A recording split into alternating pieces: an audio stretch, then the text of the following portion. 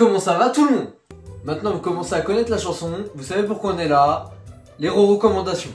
Autant le mois dernier j'avais plein de choses à dire, autant ce mois-ci on va faire simple, rapide, concis. Allez, on commence par les films.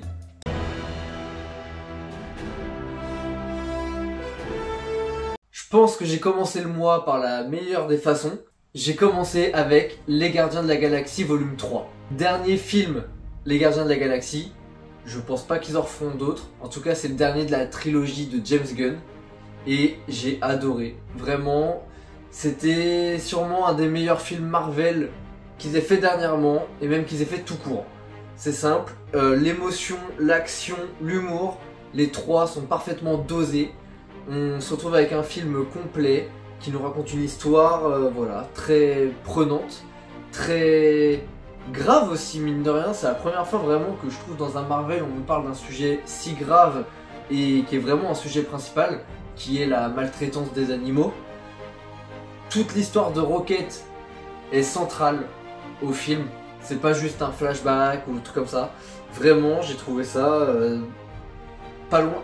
Pas parfait, parce que la perfection n'existe pas, mais j'ai vraiment pris mon pied devant. J'ai mes petits soucis avec James Gunn, autant j'ai adoré la plupart de ses films en fait, mais la direction qu'il veut prendre vis-à-vis de DC Comics, ça me pose pas vraiment problème, mais voilà, c'est pas ce que j'aurais voulu en fait. Du coup j'ai un peu de problème avec le bonhomme, et il nous a pondu une petite pépite là, comme ça, sans prévenir le gars, donc j'ai pris, j'ai kiffé ma race, voilà. Du coup maintenant je suis un peu intrigué quand même pour ce qu'il va nous faire avec DC Comics, parce que là pour le coup il m'a eu complètement. Ensuite ce mois-ci il y a eu un film français qui a plutôt bien buzzé sur internet, c'est Aka. Aka c'est un film Netflix avec Alban Lenoir. C'est un film d'action on va dire, enfin oui c'est totalement ça. Voilà les gars, on commence enfin à devenir bon, et j'ai l'impression que tous les bons films français qui deviennent vraiment bons dans le genre action je veux dire, c'est les films avec Alban Lenoir qui sont produits par Netflix. Balle perdue 1, Balle perdue 2. Incroyable. J'ai vraiment adoré les deux films. Et là, il revient avec Aka. Et Aka, pareil, c'était une pépite. On suit donc le personnage d'Alban Lenoir qui s'appelle Adam Franco, je crois, qui va devoir s'infiltrer parmi la mafia, hein, en gros. Et voilà, après il s'attache un peu à la famille du mafieux principal. Et en même temps une histoire de recherche de terroristes, etc. Bref, je raconte très mal, toujours ça change pas ça, hein. Tous les mois on en a le même problème. et le film était très bon, j'ai vraiment passé un très bon moment. C'est disponible sur Netflix, allez le voir. Et j'ai terminé enfin la saga du Parrain, il était temps. Voilà, j'ai 27 ans de retard peut-être, je sais pas. Mais voilà, j'ai enfin fini cette saga. Et bah c'était vraiment trop bien, je comprends pourquoi ça a fait partie du panthéon des meilleurs films. J'ai déjà parlé des deux premiers, donc je parlais que de celui-là et après je fais un petit récap de la saga.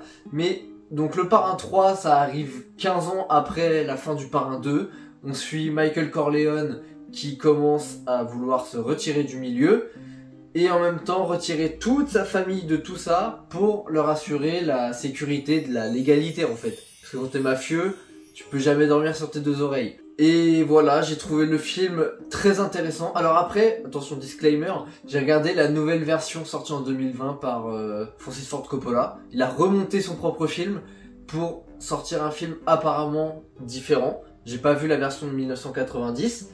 Donc je peux pas dire si la version de 90 qui est très mal aimée est moins bonne ou pas. En tout cas la version de 2020 j'ai kiffé, la fin m'a laissé sans voix. Très très bon film. Tout simplement. Au-delà de ses lenteurs, je la conseille vraiment parce que déjà Al Pacino il est incroyable, vraiment. Je suis pas un gros fan de Scarface, j'ai bien aimé mais pas non plus, voilà. Et là voilà, je le découvrais du coup vraiment viscéralement on va dire avec le Parrain et j'ai kiffé. Donc Al Pacino, la musique, les films aussi, l'histoire mine de rien, même s'il y a des lenteurs dans le scénario, l'histoire était grave cool, que ce soit le 1, le 2, le 3. Je pense que mon point faible en vrai c'est le 2 hein, du coup. Je suis désolé pour les puristes qui disent que le 3 est nul, mais je pense que j'ai préféré le 3 au 2. Voilà. Voilà, donc allez voir la saga du Parrain si vous l'avez jamais vu. Attendez d'être un petit peu âgé quand même, hein, si vous avez 9 ans. Allez peut-être pas voir le parrain tout de suite, mais c'est à voir. C'est à voir une fois dans sa vie. À supporter les lenteurs, bien sûr, je le redis parce que c'est important. Donc là j'ai fini tout ce qui est film déjà. Je vous avais dit qu'on allait faire vite. Bon bah place à la suite maintenant.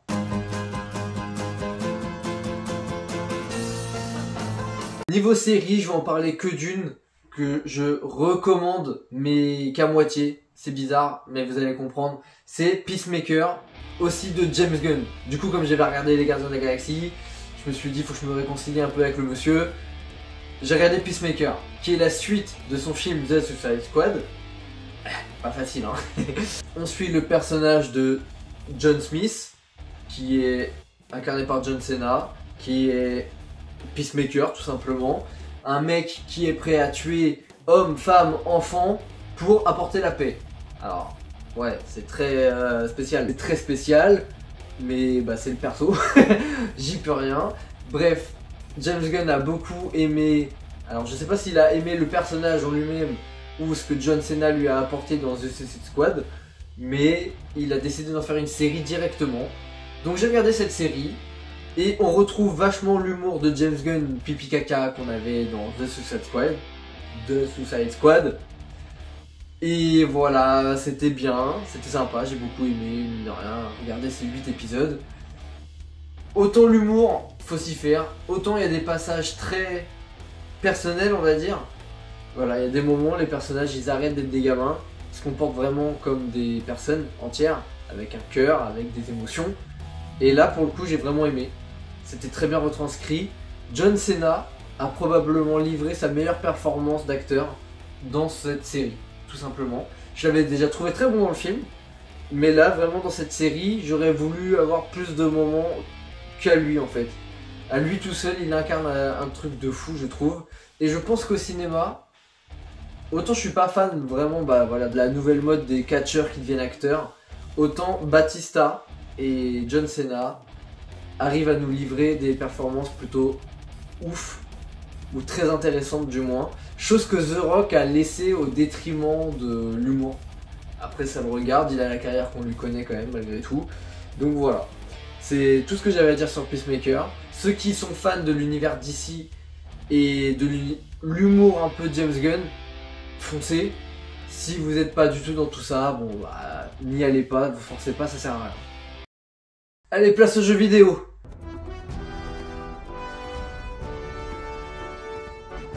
J'avais pas parlé de jeu depuis Hogwarts Legacy, en février il me semble. Peut-être mars aussi parce que je crois que je l'ai fini en mars. Mais voilà, j'en ai pas parlé au mois d'avril parce que j'avais pas de jeu.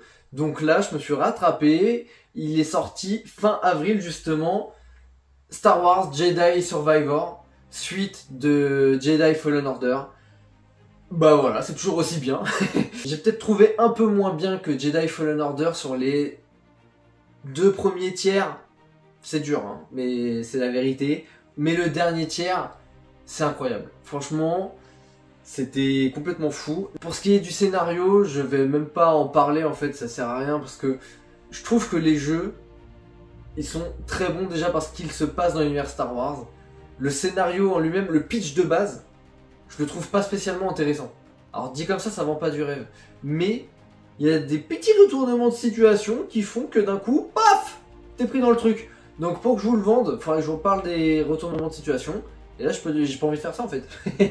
Donc je vais pas le faire. Tout ce qu'il y a à dire après niveau jeu vidéo, on va dire que graphiquement, moi sur PS5, ça tournait très bien. J'ai peut-être eu un bug une fois. C'est parce que je suis tombé au mauvais endroit, du coup je suis arrivé hors map. J'ai dû juste relancer ma partie. Sinon, j'ai pas eu de bug. Tout a plutôt été correct. Le gameplay est toujours aussi bon. Il y a juste un regret à la limite, c'est il y avait une fonctionnalité sur Jedi Fallen Order qui était de arrêter le temps, on va dire. Genre tu pouvais freeze un tir de blaster comme Kylo Ren le fait dans l'épisode 7. Et voilà, j'aurais aimé pouvoir le refaire et j'ai pas réussi. Alors peut-être c'est moi qui suis nul, hein. Mais je crois pas que c'était possible dans celui-là. Sinon, la musique était bonne. Toujours un plaisir de jouer Cal Kestis. Et puis voilà, ceux qui ont des PS5, des Xbox, machin. Apparemment sur PC c'est un peu petit avec le cul. Donc, jouez pas sur ordi. Jouez-y sur console si vous pouvez. Après les anciennes générations, je sais même pas s'il est sorti dessus. Sinon, je sais pas ce que ça peut donner. Mais sur PS5, c'était très bien, très beau. Moi, j'ai pas eu de problème. Voilà, c'était cool. Et donc maintenant, on passe aux lectures.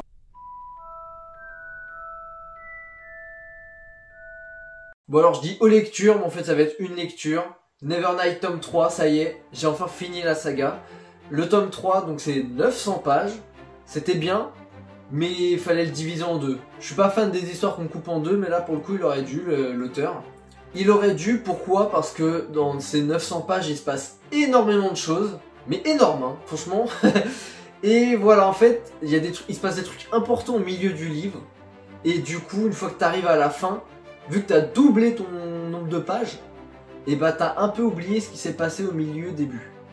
Et ça c'est dommage. Parce que ça aurait beaucoup plus marqué les esprits si c'était divisé en deux, vous voyez. Sinon, c'était quand même une très bonne saga, j'ai quand même beaucoup aimé ma lecture, c'est toujours aussi bien écrit. Toujours des petites lenteurs aussi, voilà, franchement 900 pages c'est beaucoup. C'est beaucoup et il faut raconter des choses, donc des fois ça prend son temps. Mais c'était quand même très bien, j'ai beaucoup aimé. Je les relirai peut-être dans plusieurs années, je pense. Faut que je digère tout ça déjà. Et puis voilà, en fait, tout simplement. Ceux qui sont fans vraiment d'univers, fantasy, tout ça, vous pouvez y aller, c'est très bon. Maintenant les autres, c'est beaucoup de pages pour un univers que voilà, faut quand même le lire, hein. Faut y accrocher. Donc ceux qui sont pas fans de l'univers fantasy machin, bah je vous le conseille pas. Lisez ce que vous voulez, mais pas ça dans ce cas. Je vous le conseille pas parce que c'est pas ça qui va vous faire aimer le genre. Donc voilà, je crois que j'ai fait le tour pour ce mois-ci. J'espère que bah, ça vous a pas dérangé que ce soit plus court. Après, bah, forcément, quand il y a un jeu vidéo, machin, c'est toujours un peu plus compliqué de caler du temps pour tout. À côté, il y a un livre de 900 pages. Bah, j'ai pas tout le temps que j'aimerais avoir non plus. Donc, on équilibre comme on peut. J'ai commencé un comics pareil, le bouquin il est épais comme ça, j'ai pas eu le temps de le finir pour ce mois-ci. On verra plus tard. Maintenant, vous de votre côté, n'hésitez pas à me dire ce que vous avez vu, lu, ou même apprécié parmi les trucs que moi j'ai vus, ou qui vous donnent envie toujours. Donc c'est à vous, moi je vous laisse là, je vous fais des bisous, et à la prochaine.